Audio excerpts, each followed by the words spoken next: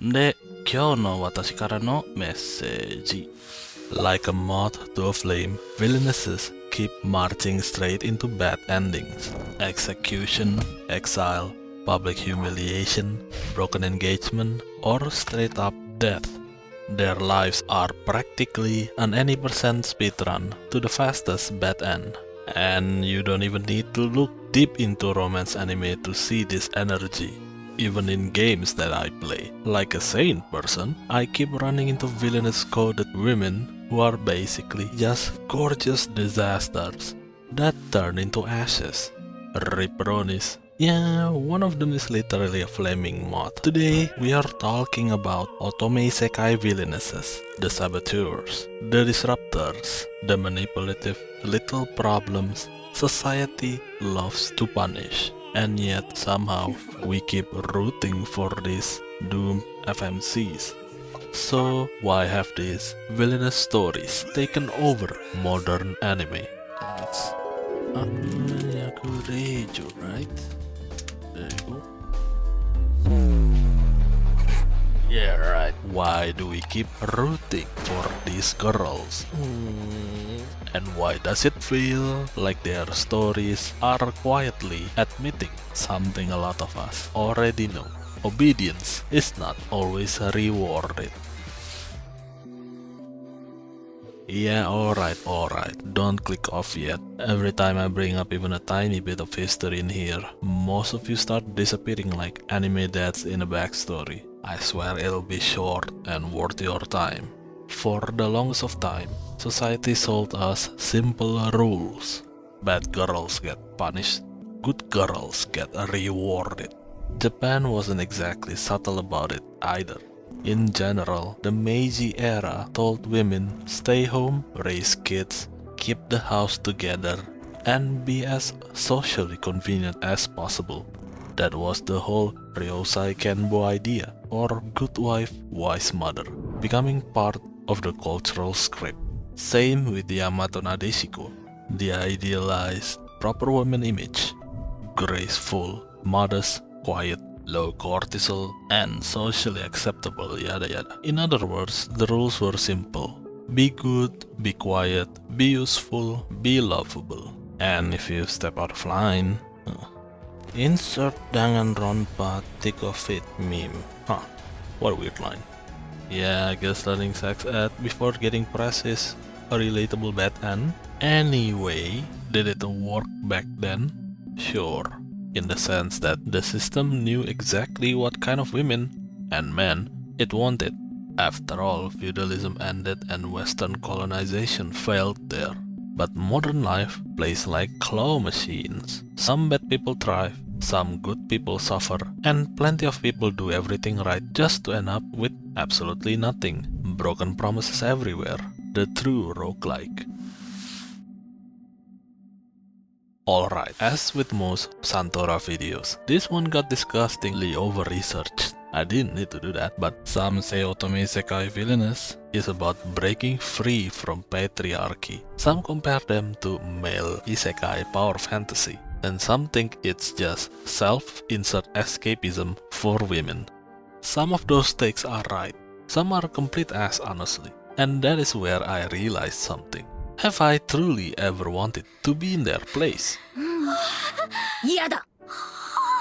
People call male isekai power fantasy wish fulfillment, but I'm sure as hell not trying to live like Subaru, Sid, Rimuru, or Rudeus either.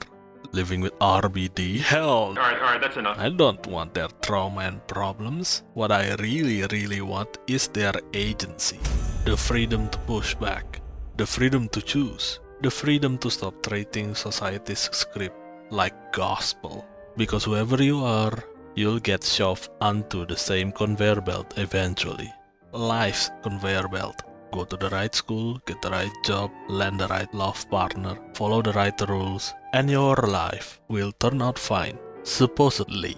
So endure it. And that's the real reason villainous anime keeps exploding. Well, exploding is a bit of an exaggeration, but a lot of us are tired of heroines surviving purely by being human rice crackers. Cute, soft, fragile, polite, and emotionally fermented by episode 3. These villainesses feel like actual people because they don't sit around waiting for the system to suddenly grow a conscience.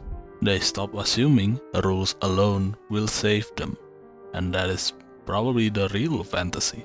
They get to be themselves and still keep moving forward. So why can't we?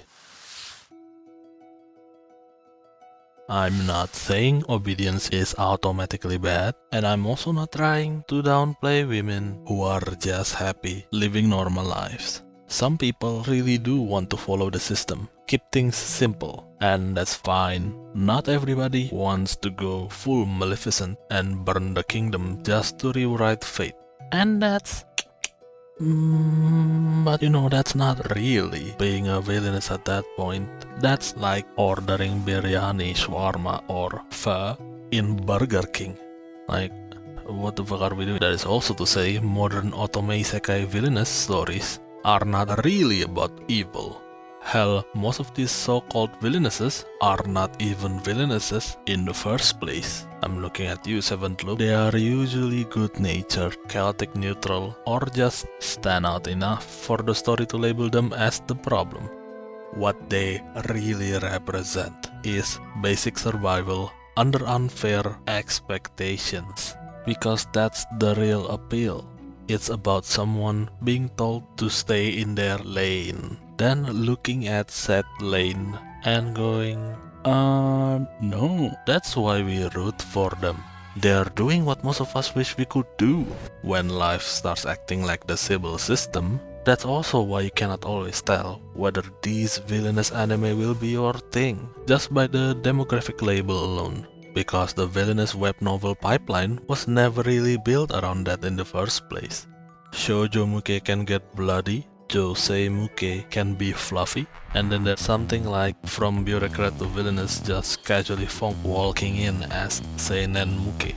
Because whether it is shoujo, josei, or whatever label the industry slapped on it, the real basic human thing stands. They stop assuming obedience alone will save them. At the end of the day, that's why Otome Isekai Villainess stories resonate so hard with so many of us and have the audience they do today. We don't all secretly want to become manipulative aristocrats, and we aren't all trying to tear the system down like Terror in Resonance type shit. But because a lot of us already know what it feels like to do everything right and still get screwed anyway. Watching these girls reject that script, rewrite their fate, and survive anyway, that is catharsis. Or you can put it in a shoujo fluffier way, comfort food. These villainesses didn't take over because people suddenly love evil women. If that was the case, then every light novel authors would start putting you baba as FMCs.